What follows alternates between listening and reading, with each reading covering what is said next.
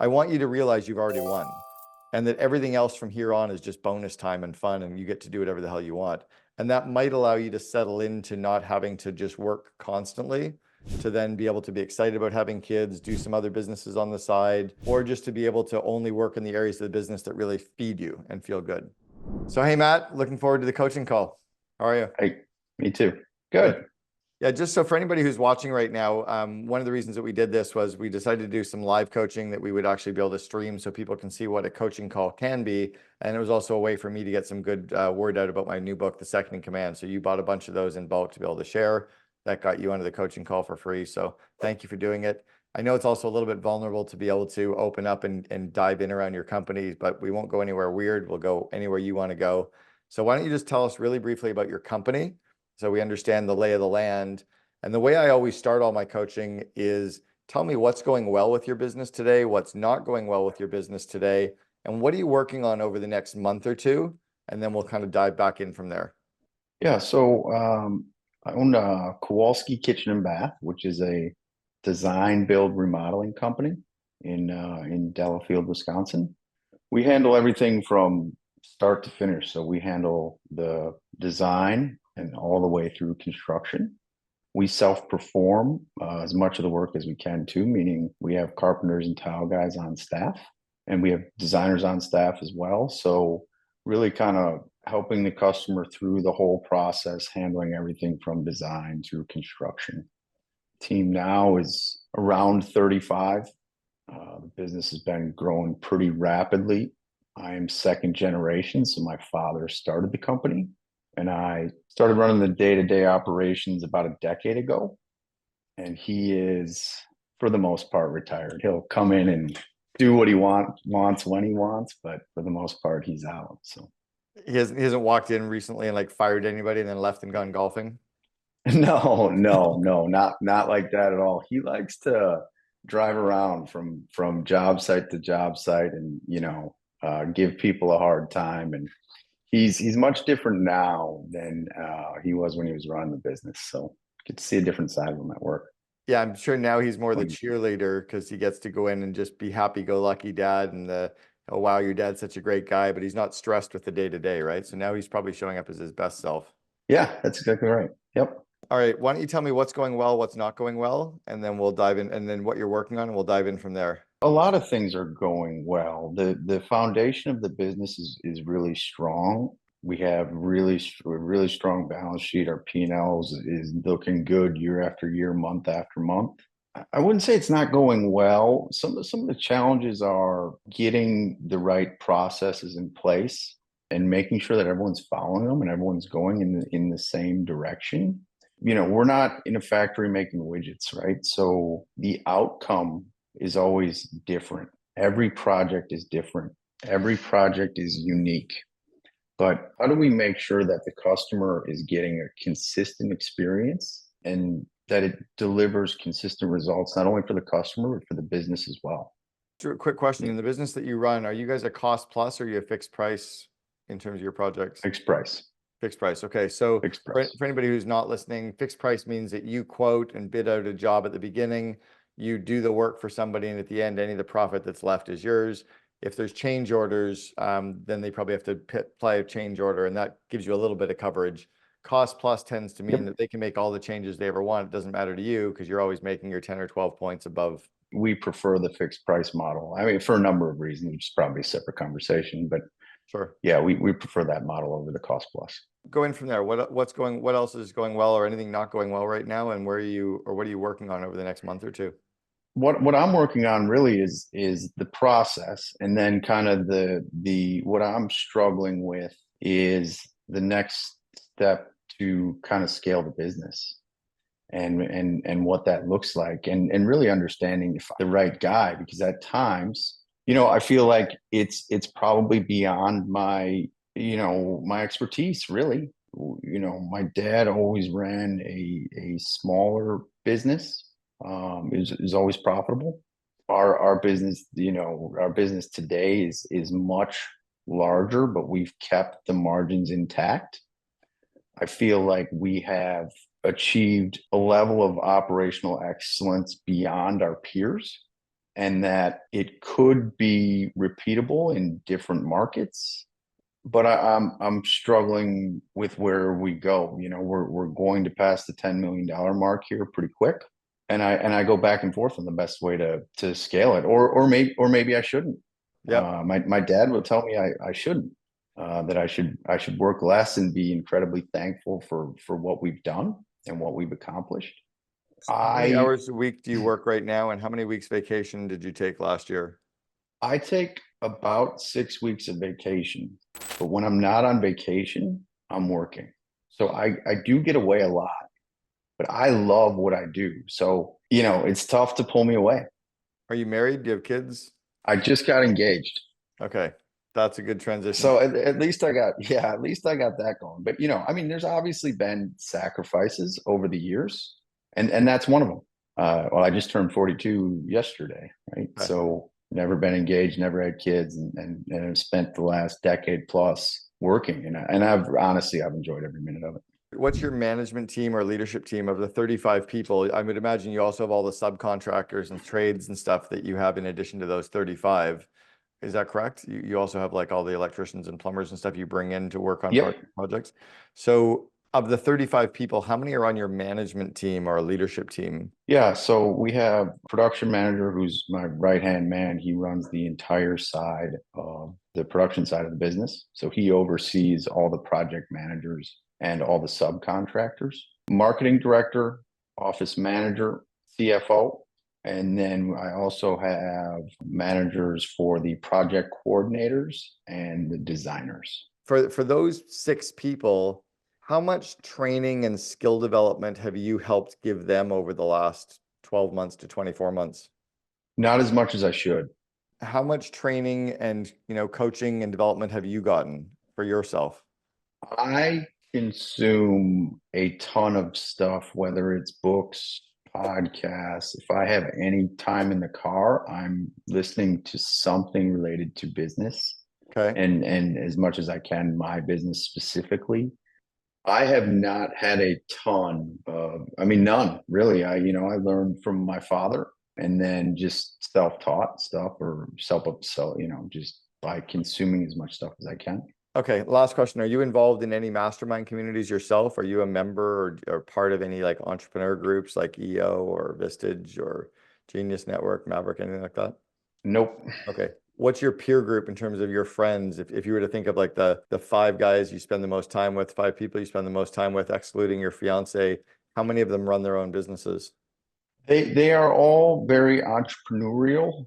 A couple of them do, not on the scale that I Yeah. that I do. I've got a real estate business. It's small. We buy apartments and improve them and hold them over the long term and rent them out. And I have a partner in that business. And while he has a corporate job, he's got, a lot of that kind of training and leadership stuff over the years. So I bounced some stuff off him. Then the other part too is, my father played a big part in the early part of my career. And now it's kind of above him, and he doesn't necessarily know what's going on day to day or where he can help me. And, bouncing ideas. If I had an issue, I would just call him, and we'd work through it. But now he just doesn't have those answers anymore. And I'm going to give you some perspective on that too. So first off is that you're the average of the 5 people you spend the most time with. The reason that your confidence or worry about your skill level or you're bumping into a ceiling or not really sure what to do is you're not surrounded by people who have also had those same discussions and are having those same discussions. If all of your friends drank and smoked cigarettes, you'd probably drink and smoke cigarettes. If all of your friends, go to CrossFit, you probably go to CrossFit, right? If all of your friends golf, you probably golf. We get sucked into the environment of where our friend group is. So we need to get you a friend group that is entrepreneurial, and you're at an age where by the way, it'll blow your mind when you start spending time with people that are in groups. And I would suggest that you don't do them in industry groups. I wouldn't try to join the US Association of Bathroom and Kitchen Remodelers. And I'm sure there is one. It's probably quite good. Yeah. And maybe join that one, right? But I would call it Ideas Having Sex. I would get into an entrepreneurs organization group. What city do you live in? Milwaukee. Okay. Or just outside of Milwaukee. Yeah, so I would look for the EO chapter in Milwaukee, or I would look for a Vistage group in Milwaukee and try to join that, where you can immerse yourself in a community of other entrepreneurs that are in your marketplace, that are in completely different businesses than you are, and that all they talk about on a monthly basis is business. And all they talk about is the issues of CEOs in running businesses, confidence issues, skill set issues, problems with employees issues, market changing issues, what to do with my life issues. Like, it's just, that's what they talk about all the time. And so I think you putting yourself in that group would be really powerful.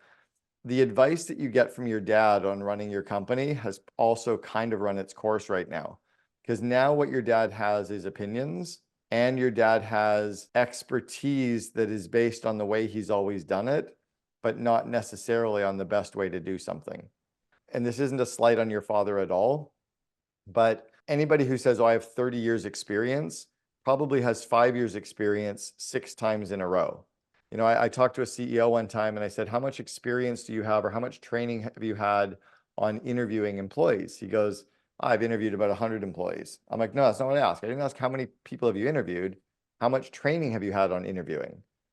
He goes, well, I read some books. I'm like, that's not what I asked. How much training have you had on doing interviews? He goes, none. I'm like, so maybe you've done all 100 interviews wrong. Have you had anyone observe you doing interviews, putting the systems in place from the books that you read? No. So maybe you're not doing it properly. And all of a sudden he's like, maybe I've been screwing this whole thing up. Your dad's advice has kind of run its course, because all he's done is the best that he's ever done, the best that he ever could with the resources that he had. But he probably didn't have insights to the rest of the best practices systems out there. So I grew up in an entrepreneurial family similar to you. My dad started his own company. Both grandfathers ran their own companies. I've written 6 books, and my dad started reading my books. Like, he's 70 years old reading them, 75 reading them. He died last year when he was 80. And I'm like, why are you reading my books? Like, you're not running a company. It's completely irrelevant. He's like, every time he reads them, he's like, oh, I wish I'd known this when I was running my company. My dad was the smartest guy in the room 30 years ago with no experience. Or sorry, with experience, but he didn't have the theoretical, he didn't have the practical, he never got the coaching, he didn't have the community. Thankfully, he grew up in a small city, and all of the guys at the golf club that he hung out with were entrepreneurs. If I think back to all the guys my dad played golf with, every single one of them ran their own company. I can name them. I could give you the names of 15 of them off the top of my head. They were all entrepreneurs. So he ended up in this kind of mastermind community of other entrepreneurs, and they could commiserate and share problems and vent and feel the pressure, right? And they understood each other. And I think that'll be powerful for you. Second part of that is on the books that you read. I learned this from a CEO that I coached years ago. I led their strategic planning meetings 4 years in a row, and he'd taken his company from about 100 million to 806 million in revenue. He was 40 years old when I stopped working with him. What he started to do was think about the projects he was working on this quarter or over the next 6 months, and he started listening to podcasts or reading books or reading stuff online about those specific projects. Like, he went searching for stuff. So if you're thinking about growing a business, how big should I grow my business? You should be trying to listen to every podcast interview or read every book or read every article about entrepreneurs who think about growing their businesses and what they learned and why they, all that stuff. If you're firing 3 people, you should read stuff about firing. If you're hiring 2, you should read about hiring 2. If you're buying a company, read 3 books on buying companies. So try to drive your learning about the stuff that you're working on. You probably use more of the math that you learned in school in your job than most humans do. Like, you probably use fractions and percentages more than the average human does, because it's in your job every single day on blueprints and cutting shit, right? Mm-hmm. Well, you imagine if a teacher said, we're going to teach you about fractions today, you'd be like, cool, because I use it every day, right? Like, your ability to learn that information would be so much more powerful because it's what you're working on. It's dangerous for us as entrepreneurs to always be learning, because a lot of the stuff we're learning is completely irrelevant. We don't need to know how to cut apart a dead rat unless we're starting to cut apart dead bodies, right? If by listening to another podcast, listening to another book, and doing that every time you're in the car, it doesn't necessarily let your mind relax. It can often add more to your to-do list that is random. it can often stress you out and overwhelm you because you're getting all this information from so many different areas that's not related to the stuff that you should be thinking about that's happening this week. Right. So if you can apply all your learning towards the stuff that you're working on now, I think you're going to find that you're going to supercharge that part of your business. A really good book that you can read about how big to grow your business is a book called Small Giants. Small Giants is by a guy named Bo Burlingham. I think he was the editor of Inc. magazine. And it talks about companies and CEOs that build these small businesses that are kind of giants in the way that it gives them an incredible life. So we only run a company for one of three reasons: to give us money, to give us time, or to say that we kind of accomplished something, right? That we did something and it made us feel good. When you take over your dad's business, there's sometimes not that feeling of accomplishment because we feel like we either had to do it or it wasn't necessarily what we wanted to do. Do you feel good about running it? Like, are you excited that you're running it? Are you happy running it? Or are you kind of, or do you feel more pride in the real estate business because it was yours and that was your idea and you're doing it? No, I've never really thought about it that way. No, I love it. Maybe subconsciously, is that why I've started other businesses? I mean, maybe, So it's not but whether you love it or not. It's, does it give you the sense of pride of accomplishment that you go, I did something? Because one of the very first things you did was said that I run a business that was my dad's business and I kind of took it on, versus I run my own business. Like, I want you to, at some point, feel that sense of accomplishment of the fact that you run a company. It doesn't matter how it got there. A lot of entrepreneurs are like, oh, I'm not really running a business because, like Brian at 1-800-GOT-JUNK, there were 17,000 independent junk removal companies the day that he started the Rubbish Boys. So it's not like he had a unique idea. He didn't go, oh, let's create the Facebook. Like, it wasn't anything revolutionary. He just put a brand on some right. stuff, right? So we don't need to create something brand new to feel the accomplishment of running, but I want you to feel that sense of accomplishment, the fact that you run a company that's doing 10 million in revenue, that employs 35 people, that has really happy customers. Because as soon as you settle into that feeling of accomplishment, you're not going to be chasing the dopamine rush of bigger. You might decide to grow it to the 100 million, 50 million, whatever, but you won't be doing it to chase the rainbow. And often entrepreneurs are chasing the rainbow. Like, I'll be happy when I get it to here. I'll be happy when I get it to there. But there is no there.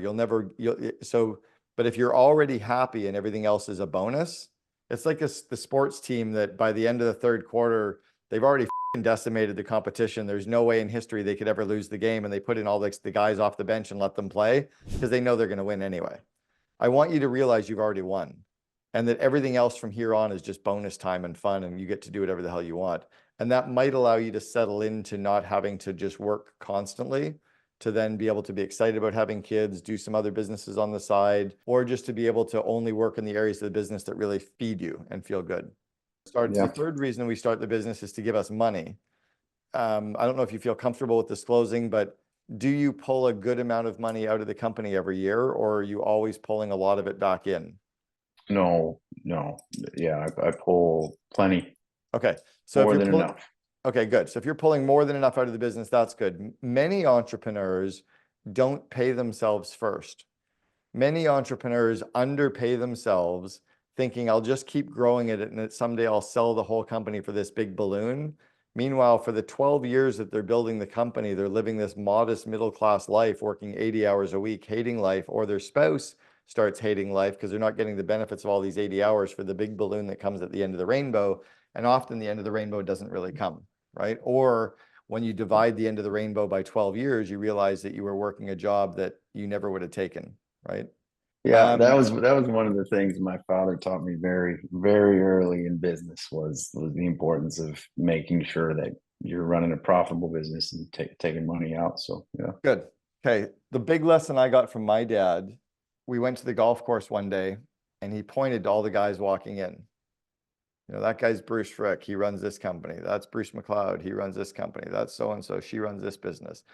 And then it was like 12:30 on a Wednesday. And everybody coming in, he showed me who they were and what company they ran. And we went out and played golf, played our 18, came back. We're sitting on the balcony at 5 o'clock. I'm eating my fries and gravy, drinking a cherry Coke. And He's showing me all the people coming in to start golfing at 5:15, 5:30.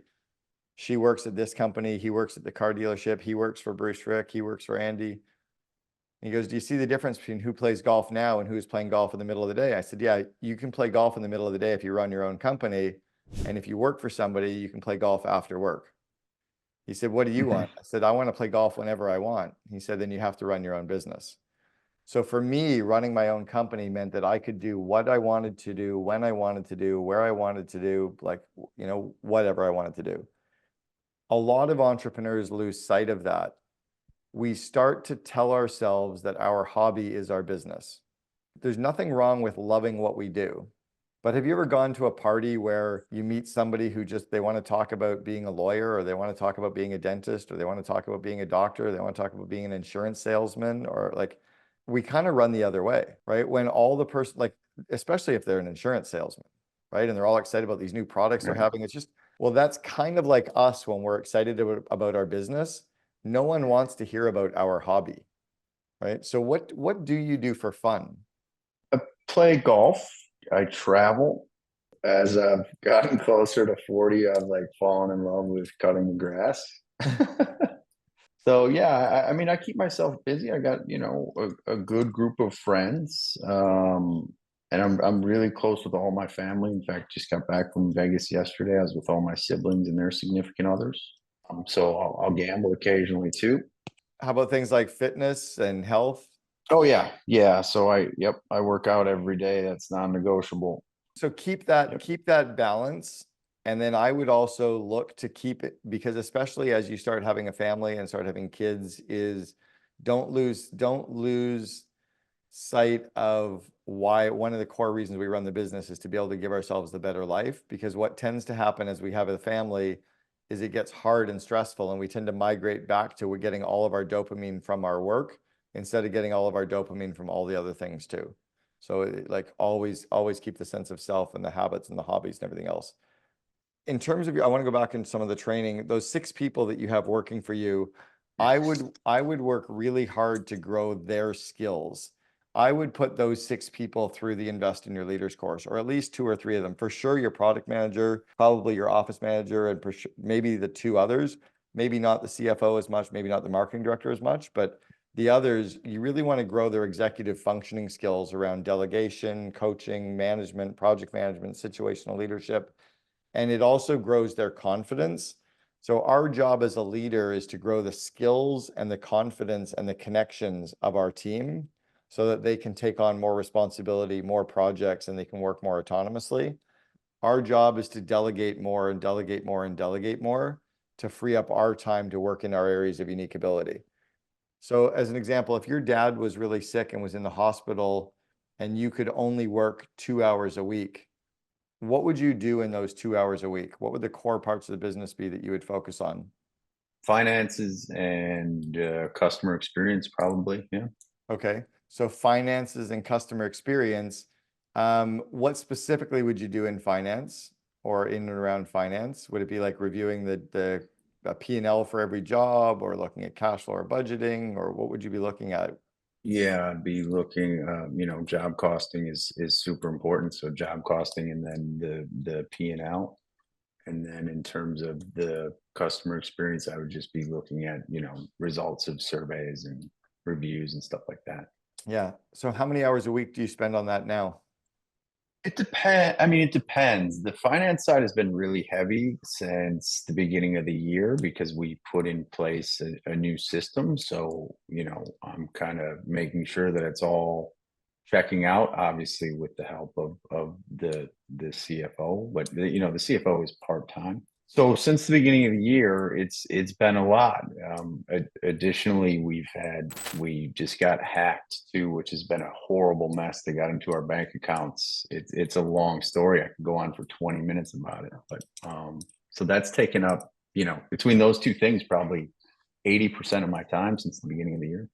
Okay, so just something, by the way, on the hack component, remember that it's not how do we do something, it's who do we know that can do something. So it's a who issue, not a how issue. 2 friends of mine, Ben Hardy and Dan Sullivan, wrote the book Who Not How, and they're actually are close friends of mine. But one of the reasons why you want to be involved in the mastermind community and around other entrepreneurs is they often have the solutions for our problems. Our dad's solutions used to be work harder, right? Grind it out, put in the hours, figure it out, try harder. The school system completely messed us up as humans because it told us if we sucked at something, get a tutor, practice harder, study more, work harder. Instead of saying, hey, you suck at accounting, go find 2 friends that are good at accounting, get them to do your accounting assignments for you, and you all get an A. That would have been way easier. But now they tried to get somebody who sucks at accounting to be good at accounting. There's a lot of people out there and resources out there that can help you with a hack really, really quickly, that can help so it doesn't expend any of your time and energy. And there's not a single problem in your company that exists that writing a check can't solve. So if all you do is focus on revenue and gross margin, revenue and gross margin, revenue and gross margin, you can buy your way out of any problem. Meaning you can just reach out to your network. Who do I know that can solve this problem? Boom, it's solved. So as an example, years ago, I got hacked. I was getting extorted. They had access to all of my accounts. They'd locked me out of all my accounts. I was getting text messages asking me for money. It was all super legit and really scary. My network is ridiculously strong. Like I'm literally 1 degree away from the fact that there's an embarrassing quote that I can give you about Obama because one of my friends played basketball with Obama and would so I post on Facebook. I'm like, quick question. Does anybody, I got hacked. Here's what happened. Can anybody help me? Right away, 2 messages come in. One is friends with the founder of Anonymous. Do you know Anonymous? They're like the white mask guy. Yeah. So one of the founders of Anonymous was friends with a very close personal friend of mine. This is he is way under the radar. Nobody really knows this guy exists except his best 3 buddies in the universe. So I'm like, that might be overkill. I don't really need the guys who hack into government accounts to help me on this one. The second one was a guy named Walter O'Brien who hacked into the NASA computer system when he was 13 and downloaded the space station blueprints so he could put them up on his wall. 4th highest IQ in history. I got Walter to help me. I literally have the 4th highest IQ guy in history. I'm locked down in 30 minutes. I literally have access to all my accounts. I'm completely locked down. Everything is bulletproof. Within 30 minutes, Walter helped me do it. And I have the FBI standing in my home in Scottsdale, Arizona, and we phoned this hacker, and the guy went completely dark, and he's never been seen in the last 8 years. It was like an hour of my life to lock down because I was 1 degree away from the network and the who. Our job as CEOs is to figure out the who's, not to figure out the how's. Our job is to not work harder because a lot of the working harder is like the fly trying to get out the window. They end up dead on the windowsill. And while this might have been a problem you can work harder on and fix, there's going to be 20 more of those in the next 2 years, 20 other big problems. If we keep working harder to solve all the problems, at some point our business can suffer. So the stuff that you want to work on is the stuff that fuels you with energy, the stuff that you're really, really good at, and the stuff that is at least above your effective hourly rate. So let's say, as an example, you earn $1 million a year. For the profit in your company and what you pull out of the business, you earn $1 million a year. You're paying yourself $500 an hour times 40 hours a week times 50 weeks a year is $1 million. Okay, so your effective hourly rate's about $500 an hour. You should delegate everything that's on your plate that's $500 an hour or less. Now, another friend of mine, Dan Martell, wrote a book called Buy Back Your Time. Dan and I have been friends for 12 years. In Dan's book, he talks about taking your effective hourly rate, dividing it by 4, and delegating at least everything under that. So you take your $500 an hour divided by 4 is $125 an hour. If you're doing any task that's less than $125 an hour, you should fire yourself. If I was your board of advisors and paying you $500 an hour and I found out you're doing $30 an hour tasks, I'd be like, why am I paying you $500 to do something for $30? It doesn't make any sense. You want to, as CEO, to start getting stuff off your plate that is below your effective hourly rate and that drains you of energy so that you can spend more time on those critical 2 areas of the business, or on the areas that are about growing people and aligning people, or on areas of the business that are the rainmaking, that bring in bigger deals, My first company was in the home services space. I ran a house painting company. And when I was 20 years old, I had 12 employees. We painted 78 houses that summer in 4 months. And then over the course of a bunch of years, did millions of dollars of painting houses. On every job that we did a mini P&L for the job. So we took the revenue minus our cost of goods sold, which was our royalty and our labor and our paint and our soft supplies. And then I had a gross margin. or I called it my contribution margin. Like how much per hour, per labor hour, do I need to be making to ensure that I cover my overhead, which was like marketing and sales and gas and legal and accounting and entertainment and all that other shit, so that I had enough profit at the end of the year. So what I did is on every job is I made sure my gross margin and my gross margin per hour were being managed properly. And that doing a job, we called it a job cost and profit form, or basically doing a mini P&L on every single job is probably what made me the most money in the business outside of keeping my people happy. Do you guys do anything like that on every single job? Yeah, that's what I spend a lot of my time doing. Yep. And then what I would do is make sure that your people know how to do it so that there's a system in place so that you don't do it. Managing that system and doing that analysis, that's a $50 an hour task. That's not a $500 an hour task. You should spend 2 hours finding more business or connecting with suppliers or connecting with, remote, like whatever, wherever you get like a lot more of your business. If you spent 2 hours on that every week instead of managing this mini P&L process, but making sure that people are managing the P&L and are reporting back to you. So all you do is see the jobs where the P&L was wrong, like where we missed the gross margin. We were either way too high, which is potentially dangerous because we could be overcharging, which is going to hurt us, or it could be way too low, which means we don't make enough money. But if you're in the zone, you don't even want to get a report. So if you, let's say you do 10 jobs a week, you should only see the P&L for 2 of those 10 jobs because 8 of them are right in the sweet spot. Like imagine if I came to you, what kind of car do you drive? Rivian SUV. So the Rivian is an electric vehicle. So what on any given day what your battery level is like on the Rivian, how many miles you have left. Would you want your car every hour or 3 times a day to tell you how much battery is left? No, like you already know. You just need it when you're below a quarter of the battery to tell you, hey, mother, charge me up, right? So why do you want to know about 8 jobs that were really good? Hey, it's really good. Hey, it's really good. Hey, it's like off. I don't need to know it's really good. I already know it's really good. What you want to know is, hey, it's way too good. Oh, what happened? Oh, wow, we're charging too much. We got to be careful because we're not going to land as many clients later. Or, oh, we didn't make enough money. What happened? What went wrong? Where did we miss on the budget? How did we mismanage this? All you need to know is the outliers. So you need to train people on the system, make sure the system's being executed on, and you need to get reports on the outliers so that you and the management team on a weekly basis can only talk about the outliers. Because you don't need to do the work. You just need to make sure the work is done. It's like if I managed, let's say I rent the same Airbnb in Vancouver every time. I don't need to be the one cleaning the Airbnb. All I need is for somebody to walk around the home and say, yes, I checked off this checklist and everything in the home is done by the checklist. Great, I can show up to a clean home. But so many entrepreneurs go and clean the home on their own to make sure that it's good because I want to make sure the customer's happy. Put the system in place to make sure that it's good so the customer's happy. So I learned a system years ago from the COO at Starbucks. I was being groomed by the COO at Starbucks. He was coaching me every single month and then every quarter in person for a full day. And so Greg got a phone call one day from the CEO at Starbucks. The CEO at the time was Howard Behar. And Howard called Greg and said, why is the letter B on the sign at 45th and Wallingford in Seattle not working?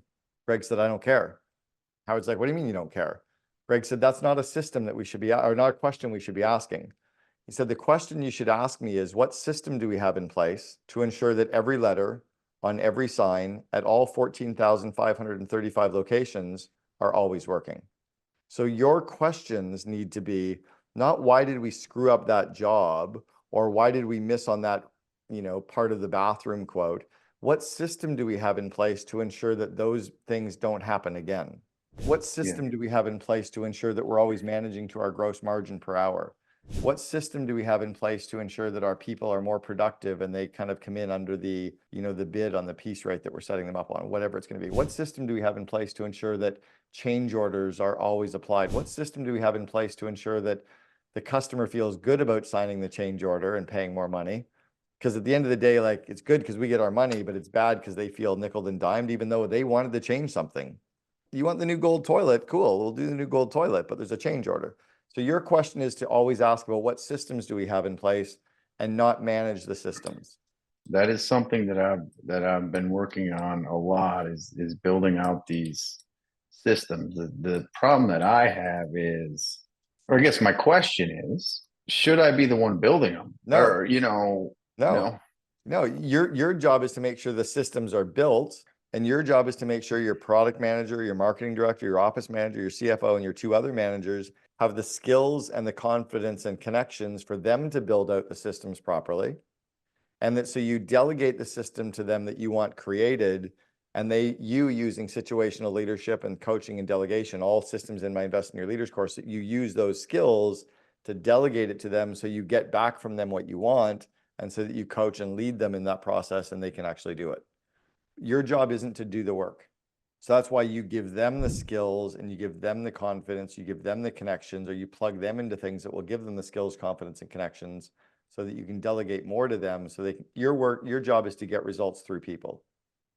One of the biggest things your dad has given you recently is such a huge gift. And it's that he's coming into the business on a day-to-day and cheering people on and showing up being happy and showing up on job sites just being happy, dad. You need to bring that in now as part of you as well.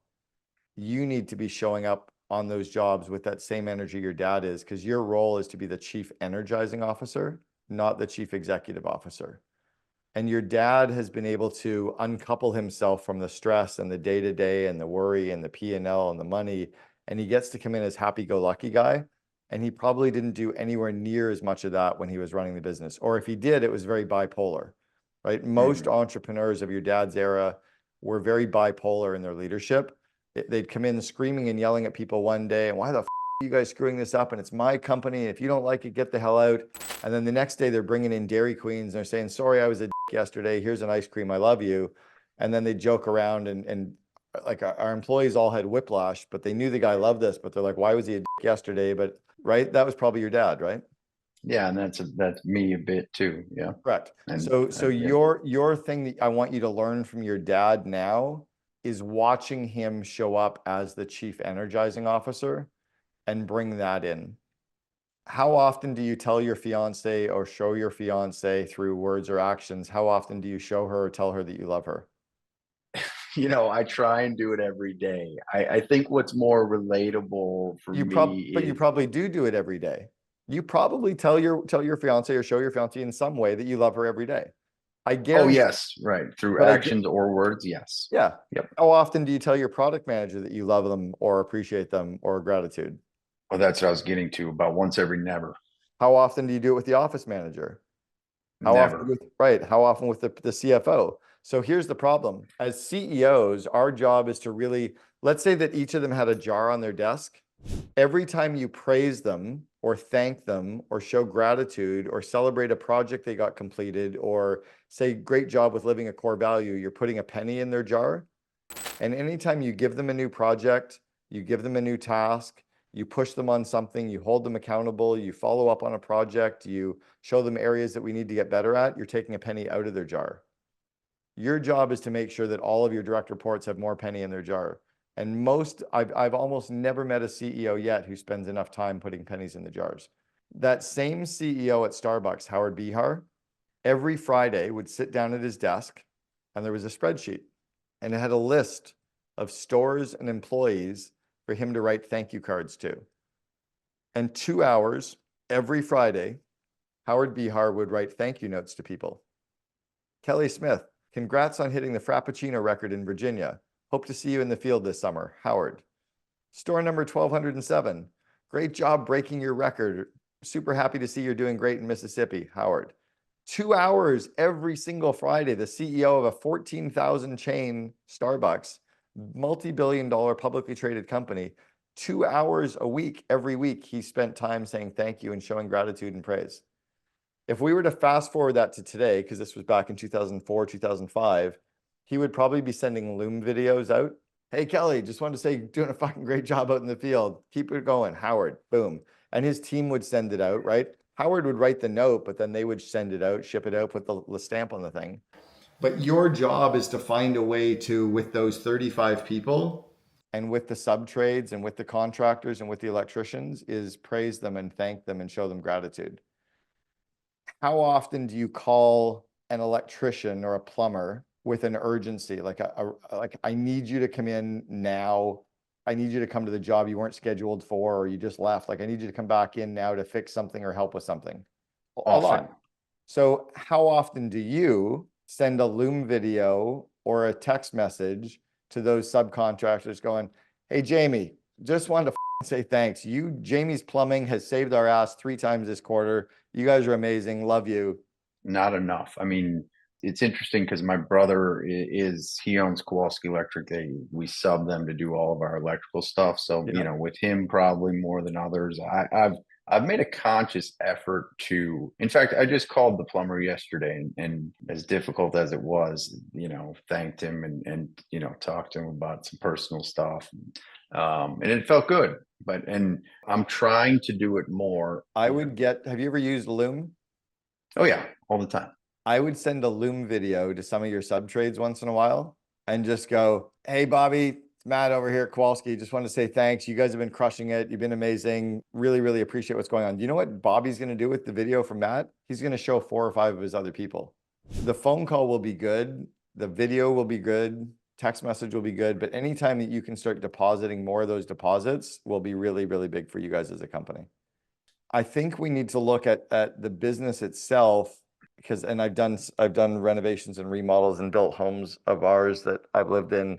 And yeah, every freaking house is different, man.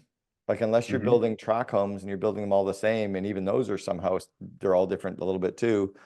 I think you need to find some ways to have some systems that are fairly repeatable, some processes that are fairly repeatable. And if it's the way that things are bid or the way that things are pitched or the ways that things are ordered or the timeline, like, keep working so that your company puts systems in place that are repeatable, even though the end result is very different and unique. Yeah, and that's really what I've been working on, and we're getting really close. The question I have is, I feel like every time I've tried to get someone to help me build these systems, they can only, like, their vision for the system is just too narrow. If we're having an issue on the production side and I go to my production manager and say, hey, we need a new system for X problem, right? It will be really good for the production side of the business, but it will burden the rest of the business with a bunch of paperwork and bullshit. I've never successfully been able to delegate that side of it. Yeah. And I don't understand exactly what I'm doing wrong. Well, so part of it is you're growing the skill set of people that have probably hit their glass ceilings too, right? I would guess that all 6 of your people, this is the biggest thing they've ever done. So they've never necessarily worked around people with interdependencies, cross-matrix decision-making, the ability to talk to different business areas to collaborate. So one thing to do is, do you watch football at all? Oh yeah. Favorite team? That's another one of my hobbies I forgot about. The Green Bay Packers, the only team. Green Bay Packers, the only team. So if you've got the wide receiver for the Green Bay Packers, you've got the offensive team, the special teams, the defensive team. What's the most important team for the wide receiver? None. All? Green Bay Packers. Yeah, well, right. This is the big lesson here. What's your CFO's most important team? It's the business in general, right? Right. What's your director of marketing's most important area, or it's Kowalske. It's the whole. So what you need to do, because what you have now is you've got 6 people. You have a quarterback who's only thinking offense. You have a defensive tackle who's only thinking defense. Nobody's thinking about the Green Bay Packers. And that's why when you see the defense coming off the field, the offense is coming on, they're high-fiving them, cheering them on, and they're saying, hey, somebody just beat you out there. Like, I was watching from over here and I saw this. They're cheering each, right? There's constantly that interaction and helping each other. But if they just sat on the bench on their phone waiting for the defense to come off the field and didn't care, no one would ever win. The only way that a business area is ever going to create a system that includes all the other business areas, that thinks about all the other business areas, is if they realize that we're all on the same team. And I can't create a system in a vacuum that makes all the other business areas work harder, which means that if I'm going to create a system, I need to get their feedback on the system. I need to ask them about the system. We need to co-create about the systems. So the way that you get them to stop creating systems that are only for them is if you get them to start thinking about the whole Green Bay Packers and not just about the offense. I think I've struggled to to do that. I mean, that was it's been a realization for me, probably for the past 6 months or so, Tell them because I've been trying to tell them the same delegate. story. Tell them the same story that I told you. Hmm. Or when you're delegating, hey, create the system, stop and say, which business areas are going to have to touch this system that you're creating? Which business areas are you going to be passing this system off to? Or which business areas will you be slowing down with your systems? Or which business areas are you going to depend on for your system to be successful? Have you talked to them? How could you talk to them? What can you talk to them about? Right. So you're going to kind of coach them and lead them to think about that because you know it in your head, but we need to now grow their skills and confidence too. Would you agree that there isn't one part of the business that is more important than the other, even if you Yes. just look at like the 4 or 5 main things? Okay. Yeah. Yeah. And it's very similar to if you go to a theater production, let's say you go and you watch the play Phantom of the Opera. You know, there's only ever like 3 or 4 characters on the stage at once. And without those 4 characters on the stage, there's no play. But then you also have lighting and costumes and makeup and music and set design and ticketing and marketing and sales and the coat check girl and the guy selling popcorn. Without all those people, there's no play going on. So there's front stage, backstage, but without all of them, there's no play going on. So no one is more important. Now, that being said, I don't think there's any problem that exists that writing a check can't solve. You know, no matter how good our play is, if we're not selling tickets, we have no play. So you always have to drive revenue and marketing, revenue and marketing, revenue and marketing has to be the thrust. Building a better company is all about driving revenue and driving gross margin so that you have money to buy your way out of all the problems, to pay for all the perfection. Most of the companies that fail are the ones that keep focusing on building the better mousetrap and they don't necessarily get out the door. Rivian's biggest risk is that they don't actually get the sales and marketing to kick in. I think one of their biggest successes is the cars look so beautiful that people probably want to have one. So the more of them that are on the road, the more of them that'll be on the road. But that's really what Tesla did really well, right? They were the marketing and the buzz machine. Building the better car was only part of it. And now that they have so many orders, they can start working on building the better car and getting cars out the door faster. But if they don't have orders, who cares if they can produce a gazillion cars?